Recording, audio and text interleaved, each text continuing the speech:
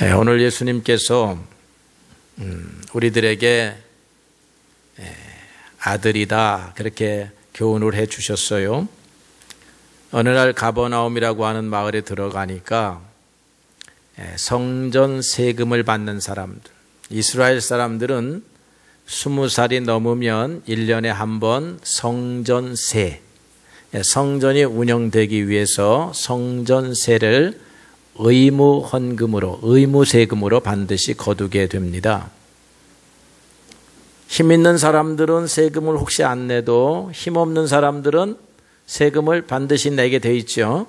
세금 걷는 사람들이, 힘 있는 사람들은 가서 뭐라고 말 못하지만 힘없는 사람한테는 왜 세금 안 내느냐고 그렇게 막 강제합니다. 그래서 가난한 사람들, 힘없는 사람들은 세금을 다 내고 살아요.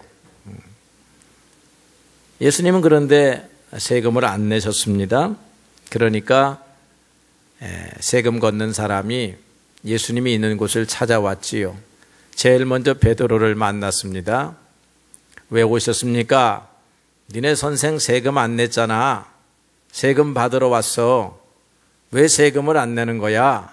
이렇게 말을 하니까 베드로가 당황을 했을 것입니다. 그러면서 세금 액수가 별로 크지는 않아요.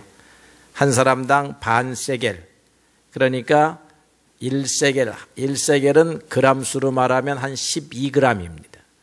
우리가 금 한 돈 3.75g, 은 한 돈 3.75g입니다. 그런데 반 세겔이니까 6g, 채 2돈이 되지 않는 거예요. 금 2돈이면 비싼데 은 2돈이면 굉장히 쌉디다, 싸요. 은으로 받았습니다. 그런데 베드로가 낼 거야 라고 말하면서 이제 예수님 앞으로 가서 보고를 합니다. 근데 예수님은 이미 문 바깥에서 시비가 걸린 것을 알고 베드로에게 먼저 말합니다. 세금 거두러 온 사람이 왔느냐? 왜 왔다고 하느냐? 베드로야 한번 들어보거라. 왕이 말이야. 세금을 아들한테 걷디 백성에게 걷디 이렇게 물는 것입니다. 베드로가 들으니까 왕이 자기 아들한테 세금 내라고 독촉하지 않거든요. 그러니까 왕이 아들한테 세금을 걷지 않지요. 백성들에게 걷지요. 타인들한테 걷지요. 그렇게 말하니까 그래, 그거 봐라. 우리는 누구냐? 하나님의 아들 아니냐? 하나님의 아들이 세금 내는 법이 있느냐? 이렇게 말씀을 하셨어요. 그러면서 그런데 이 말을 저 사람들이 못 알아들으니까 못 알아듣는데 문제가 있어요. 우리가 하나님의 아들인데 내가 하나님의 아들이라 그러면 세상 사람들이 못 알아듣는 거야.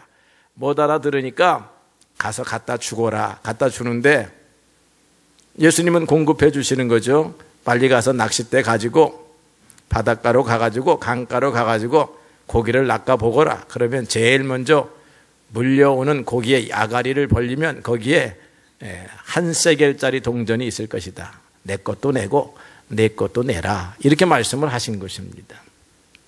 다 알아들으셨죠? 근데 여기에 있는 의미를 좀 우리가 생각해 볼 필요가 있다라고 하는 것입니다. 하나님의 아들이다 라고 하는 거예요. 베드로는 자기가 하나님의 아들에 해당된다는 사실에 아마 놀랐을 거예요. 여러분들은 놀라실지 모르겠어요. 그러나 믿으시는 것까지는 모르겠습니다. 믿으셔야 돼요.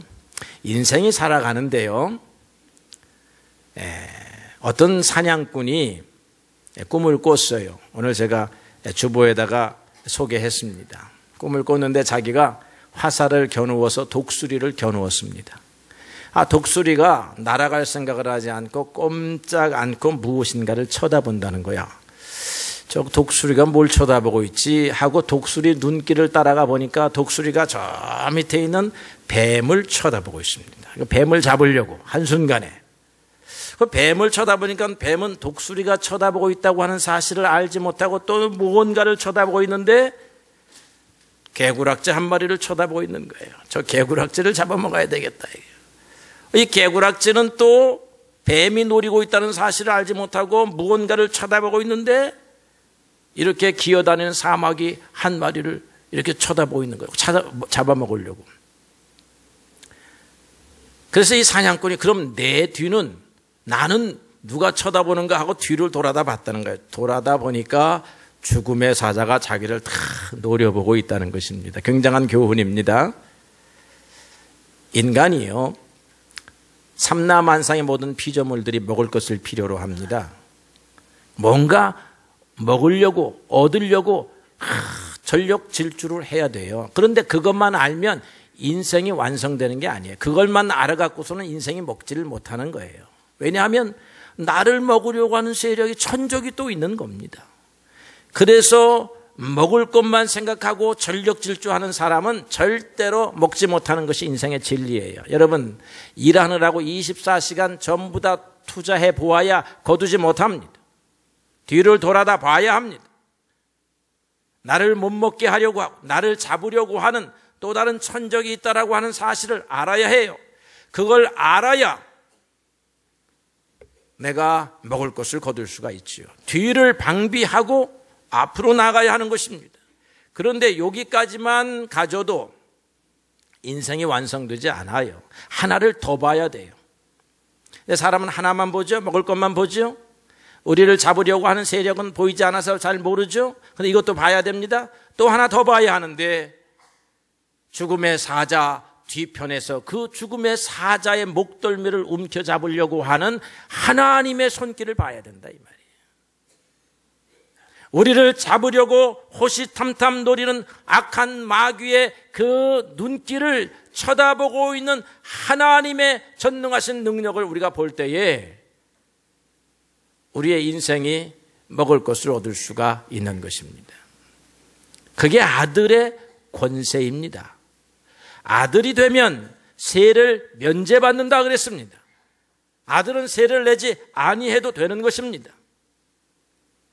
왕의 아들을 먹을 것이 괴롭히지 못하여 입을 것이 괴롭히지 못합니다. 노역이 괴롭히지 아니해요. 자유입니다. 완전히 자유해요. 어떠한 것도 왕의 아들을 건드리지 못해요. 근데 여러분, 신앙의 사람들은 하늘의 왕의 아들입니다. 하늘의 왕의 아들은 어떤 권세를 갖습니까? 모든 것에서 자유롭습니다. 구속받지 않습니다. 이걸 우리의 신앙적 삶으로 잠깐 적용을 해보면요, 여러분들이 돈에서 자유롭습니다. 이 말은 먹을 것이 공급된다라고 하는 말이에요. 먹을 것을 얻지 못하여 돈을 필요로 하였더니 돈을 얻지 못해서 돈 하는데 하나님께서는 너희는 돈에서 자유다. 먹을 것과 입을 것과 너희의 필요한 모든 쓸 것은 내가 공급한다. 아버지 하나님이 공급한다는 것입니다. 예수님께서 산상수훈에서 이렇게 말씀했습니다. 너희가 염려해서 이르기를 무엇을 먹을까 마실까 무엇을 입을까 걱정하는데 이것은 이방인들이 하는 것이다. 하늘에 계신 너희 아버지께서 너희들에게 이것이 필요한 줄 알고 있다라고 말씀합니다. 우리의 의식주의 문제는 하늘의 아버지도 알고 있다는 것입니다. 하늘의 아버지가 준비하신다는 것입니다. 그래서 재물에 대해서 자유롭습니다. 없어도 된다는 얘기입니다. 우리가 걱정하지 아니해도 된다는 얘기입니다. 우리가 앞으로 나가서 호미 들고 괭이 들고 나가서 우리에게 주어진 밭에서 열심히 수고하고 일하면 하나님께서 먹고 입고 살고 쓸만한 재물을 주신다는 것입니다. 믿으시기 바랍니다. 돈 때문에 걱정하지 않는 것이 하나님의 아들의 권세입니다. 그 다음에는 질병과 슬픔과 탄식으로부터 자유입니다. 질병이 여러분을 찾아오지만 여러분들을 올가매지 못한다는 것입니다. 슬픔이 여러분들을 찾아오지만 여러분들을 슬프게 할 수 없다는 것입니다. 탄식이 여러분을 찾아오지만 탄식이 여러분들을 넘어뜨릴 수 없다는 것입니다.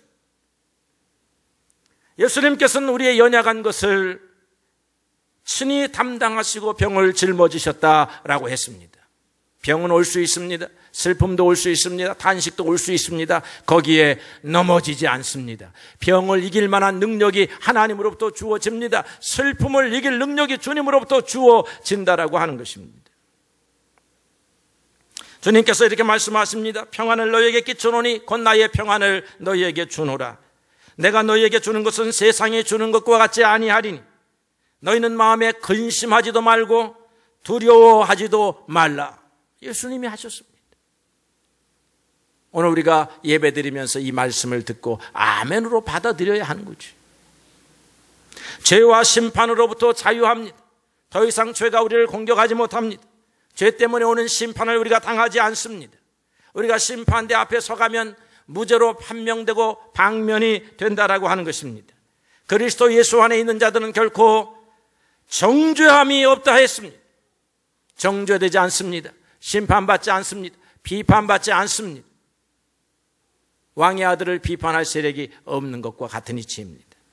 죽음과 사망에서도 자유입니다. 사도 바울은 이렇게 말했어요. 사망아 너의 승리가 어디 있느냐? 사망아 내가 쏘는 것이 어디 있느냐? 우리 주 예수 그리스도로 말미암아 우리에게 승리를 주시는 하나님을 찬양하노라. 죽음이 여러분들에게 찾아오지 않아요. 사망이 여러분들을 묶어두지 않습니다. 그래서 우리가 육신을 벗어도 죽는 것이 아니고 하나님의 나라에 가는 것이라 믿는 것입니다. 그러므로 우리는 왕의 자녀의 권세를 누려야 합니다. 예수님이 광야에서 시험을 받으세요. 시험을 받으시는데 세 가지 시험을 우리가 잘 아는 바대로 받잖아요. 배가 고프시니까 마귀가 와가지고 돌들로 떡을 만들어 먹을 수 있는 능력이 하나님의 아들에게 있으니 먹으라 이렇게 말하지요. 능력을 사용해라. 재물을 취하여라. 먹을 것을 충족히 하라 그럽니다. 그럴 때 예수님께서 사람이 떡으로만 사는 것이 아니고 하나님의 입에서 나오는 말씀으로 살지니라 하셨죠. 그 다음에 두 번째로 성전 꼭대기로 데리고 올라가서 떨어져 보거라. 그러면 천사가 와서 손으로 바칠 것 아니냐. 그러면 많은 사람들이 너의 능력을 보고 놀래가지고 전부 다 너에게 오지 않겠느냐. 너를 따르는 사람이 구름과 같이 많아지지 않겠느냐. 그렇게 말할 때에 주 하나님을 시험하지 말라라고 하면서 물리치십니다. 인간의 인기, 명예욕을 거절하시는 거다 이 말이죠. 세 번째로는 예루살렘 성 위에 올라가서 산 위에 올라가서 예루살렘 성을 보여주잖아요. 야 얼마나 화려하냐 멋있냐 왕의 권세를 가져라 천하 영광을 주겠다 천하 영광의 권세가 나에게 있다라고 말합니다. 그럴 때 하나님에게만 절하라 라고 말씀하죠. 이때까지만 하더라도요 천하의 권세가 마귀에게 있었습니다. 예수님은 천하의 권세가 사탄 마귀에게 있다고 하는 사실을 인정하셨습니다. 그러나 예수님께서 마태복음 28장에 말씀하시기를 하늘과 땅의 모든 권세를 내게 주셨으니 예수님이 오므로 인하여서 사탄의 권세는 물러가고 하나님의 아들의 권세가 임하였습니다. 우리는 이제 사탄의 권세 아래 있는 사람들이 아니고 하나님의 권세 안에 들어와 있는 사람들이 되었다라고 하는 것입니다. 주권이 바뀌었습니다. 옛날에는 노력해도 수고해도 애써도 이 사탄의 악위에서 벗어날 수가 없었습니다. 그러나 지금은 예수만 믿으면 하나님의 주권 아래로 들어오게 되는 것입니다. 그래서 신분이 바뀌게 됩니다. 대우가 바뀌게 됩니다. 처우가 바뀌게 되어 능력이 달라지게 되는 것입니다. 옛날에는 슬픔이 오게 탄식이 오면 세금이 오면 감당하지 못해서 울고 탄식하고 눈물을 흘렸지만 이제는 왕의 아들이기 때문에 여기에서 자유롭습니다. 면제됩니다. 오히려 누리게 되는 것입니다. 예수 안에 있는 사람들은 하나님의 아들의 권세로 들어왔기 때문에 그런 것입니다. 그런데요, 예수님께서 그런 권세가 너희들에게 있다, 그런 보호와 은혜가 있다라고 하시면서 그렇지만 세금 내라. 저 사람들이 못 알아들어서 실족한다. 그렇게 말해요. 여러분 이 땅에서 권세를 누리면요. 내가 하나님의 아들이야. 하나님의 자녀야. 이렇게 거드름을 피우고 권세를 누리고 조금 잘 되면은 하나님이 도와주신 거야. 이렇게 살면은요. 저 사람들이 안 믿는 사람들이 어떻게 해요? 부러워한다. 그게 아니고 실족한다는 거예요. 하나님 믿는 사람들이 왜 저 모양이야? 이렇게 실족한다는 거야. 그래서 하늘의 왕의 자녀가 사는 법이 있다. 이게 오늘 제목이에요. 세상의 왕이 사는 법은 왕의 자녀들이 사는 법이 뭡니까? 군대 안 갑니다. 세금 안 냅니다. 부역도 안 해요. 적은 거리도 말 타고 갑니다. 마차 타고 갑니다. 좋은 승용차 타고 가요. 항상 호화로운 옷을 입고 좋은 음식을 대접받습니다. 그야말로 의무에 있어서는 자유를 누리고 혜택에 있어서는 최상의 특권을 누립니다. 세상 왕의 자녀들입니다. 대통령의 아들들이에요. 재벌가의 아들들입니다. 그러니까 갑질을 한다 이 말이에요. 근데 우리는 그들보다 훨씬 더 큰 권세를 가지고 있습니다. 우리가 그들처럼 살아서는 안 된다는 거예요. 우리는 다르게 살아라 이 말이죠. 세금 내라는 것입니다. 여러분 세금 내야 돼요. 그래서 하늘의 왕의 아들들은 세금을 내는 데 있어서 모범을 보여야 하는 것입니다. 세금을 뒤로 돌릴 생각을 하지 마시기 바랍니다. 세금을 내야 사회도 국가도 운영이 됩니다. 교회도 운영이 돼요. 사도 바울은 로마서 13장에서 조세를 받을 자에게는 조세를 바치고 관세를 받을 자에게는 관세를 내라고 했습니다. 내야 돼요. 내야 될 거. 그런데 하나님의 아들 자녀들은 두 가지 세금 더 내야 됩니다. 여러분, 이 두 가지 세금을 더 낼 수 있는 능력을 소유하시기를 바랍니다. 첫 번째 세금이 뭐냐면 가난한 자들을 위한 세금이에요. 이게 구제금이라고 하는 것입니다. 구제금. 예수 믿는 사람들은 어떻게 하면 내야 할 세금만 그대로 그냥 잘 맞춰서 그것도 조금 내면서 맞춰서 낼까 요것만 생각하는 사람이라고 하면 하나님의 아들들은, 하나님의 자녀들은 어떻게 하면 세금을 낼 것인가 하는데 나라에서 정해진 세금, 온갖 세금 다 잘 내고 그 다음에 더 내야 하는데 그게 구제세금, 구제금이라고 하는 것입니다. 예수님께서 마태복음 산상수훈에서 구제에 대해서 가르치셨어요. 너희가 구제를 할 때에는 오른손이 하는 것을 왼손이 모르게 하라 그랬습니다.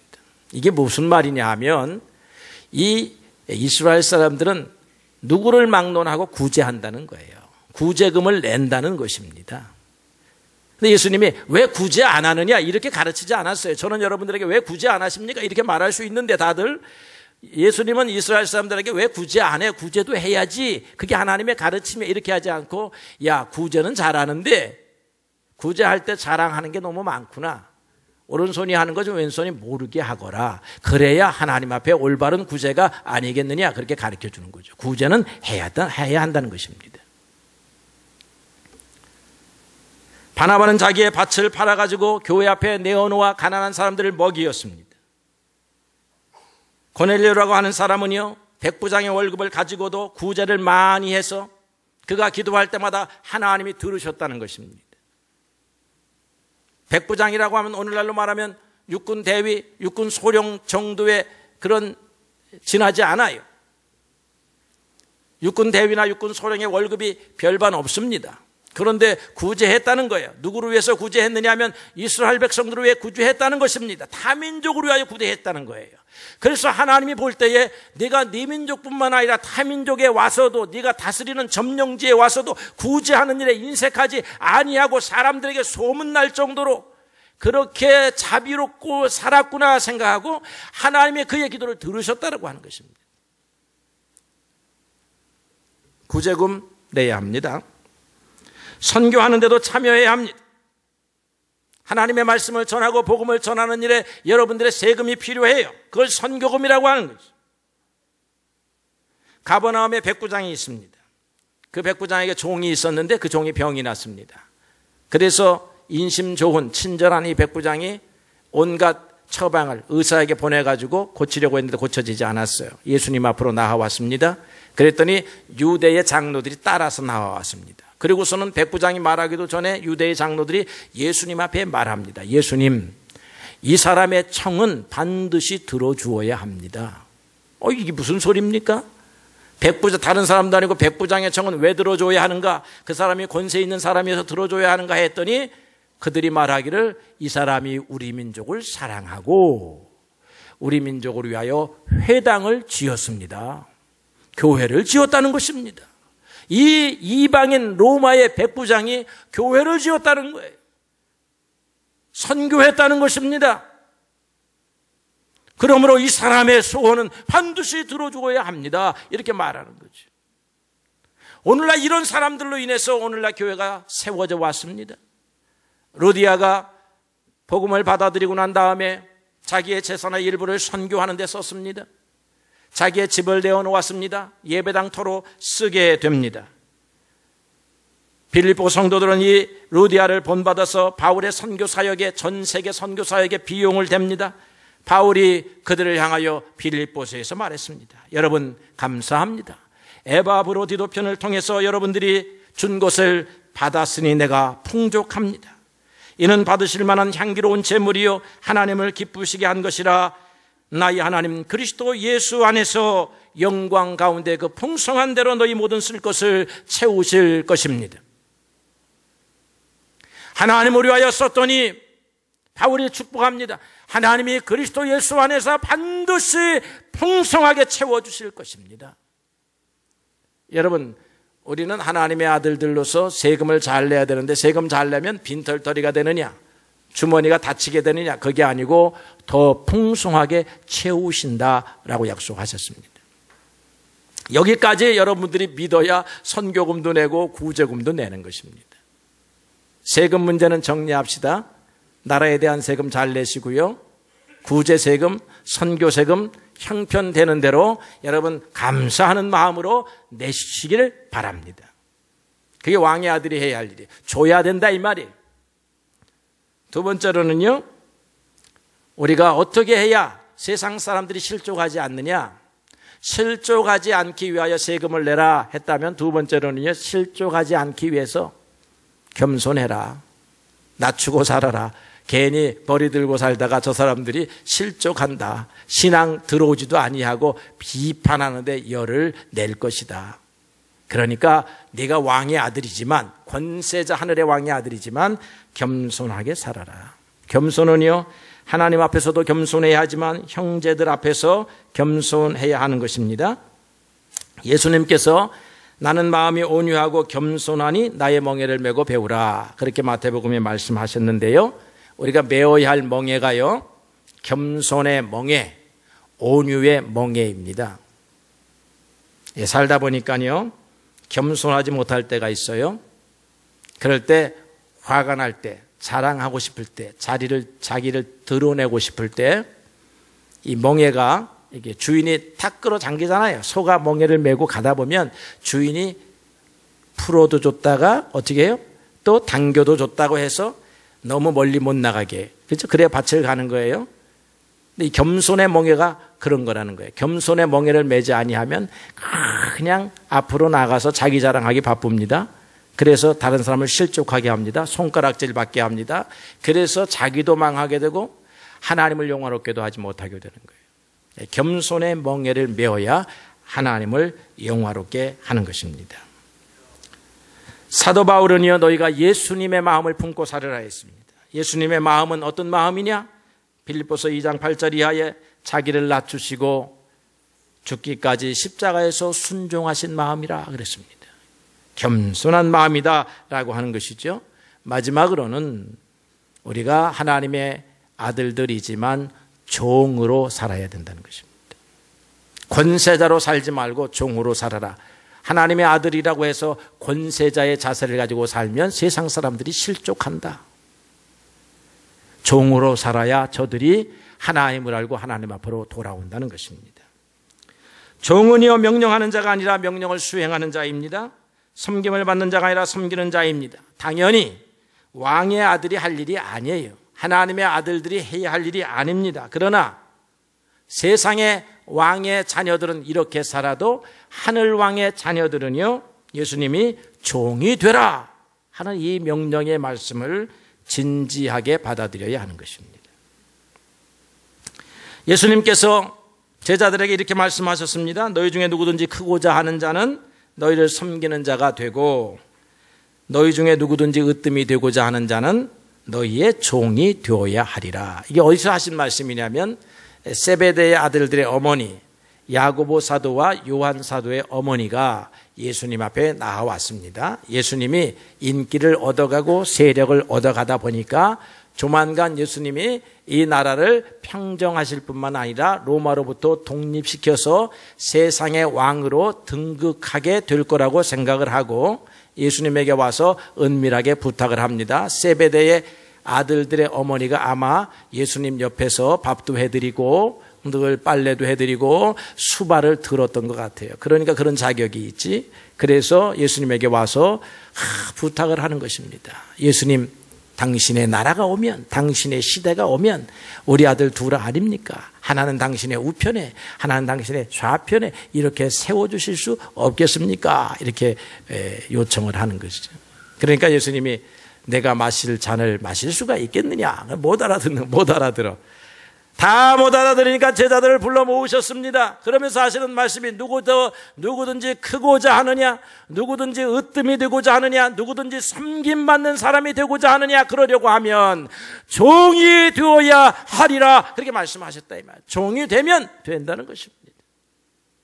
예수님이 제자들의 발을 씻기십니다. 발을 씻기시면서 이렇게 말씀하셨어요. 내가 주와 선생이 되어서 너희들의 발을 씻겼으니 너희도 서로 발을 씻겨주는 것이 옳으니라, 그렇게 말씀했어요.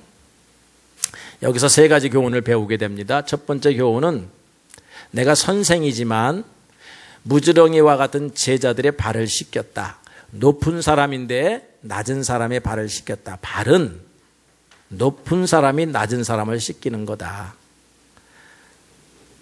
낮은 사람이 높은 사람의 발을 씻기는 거는요, 권력의 세계, 재물의 세계에서는 일어나요. 몇 달 전에 제가 들었어요. 우리 친구 하나가 대기업의 중견 간부인데요, 회장님한테, 전무님인가 사장님한테 그냥 구두발로 정강이를 채였답니다. 야, 그런 데를 뭐하러 있어? 나와야지. 월급이 1억이 되고 2억이 되는데 어떻게 나올 수가 있어? 얻어맞고 있어야지. 고발을 해야지. 고발을 하는 순간 나는 거기에서 쫓겨나는 것입니다. 그러니까 거기서 종로로 탑니다.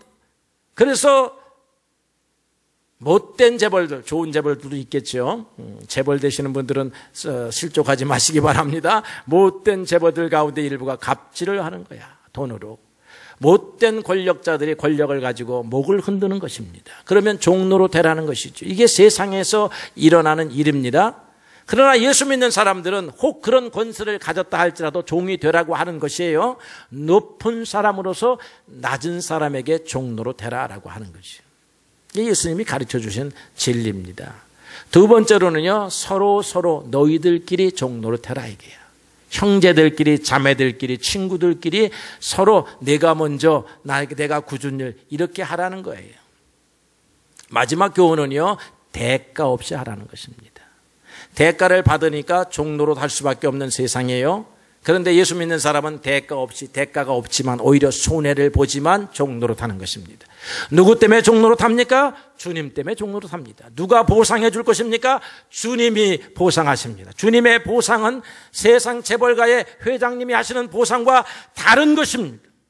하나님의 아들의 권세가 갖는 모든 것을 누리게 하시는 하나님이신 줄로 그렇게 믿습니다. 그래서 하나님의 아들이라고 생각하느냐? 첫째로는 자부심을 가져야 돼요. 그래야 담대합니다. 두 번째로는 그러기 때문에 세금 잘 내고 겸손하고 종로로 돼야 된다, 이런 말이죠. 역설입니다. 그런데 거꾸로 사는 거예요. 신앙생활하는 사람은 세상에 나가서 거꾸로 바뀌어진 자세로 사는 거예요. 이렇게 살아야 여러분 하나님으로 인하여 육체도 잘 되고 영혼도 잘 되고 범사도 잘 되고 다 잘 되는 겁니다. 혹시 여러분들 세상에 나가서 종로로 할지 몰라요? 종로로 타세요. 높은 사람 앞에. 그러나 여러분들이 주인이다, 여러분들이 높은 사람이다 할 때는 종로로 타십시오. 주님이 여러분들을 사랑하시는 줄로 그렇게 믿습니다. 오늘 왕의 아들들이라 하는 사실을 깨닫고 우리들이 어떻게 살아야 하는가 가르쳐 주신 주님의 교훈대로 믿음의 사람답게 살아갈 때에 주님의 놀라우신 은혜와 축복이 여러분의 삶에 풍성하실 줄로 믿습니다.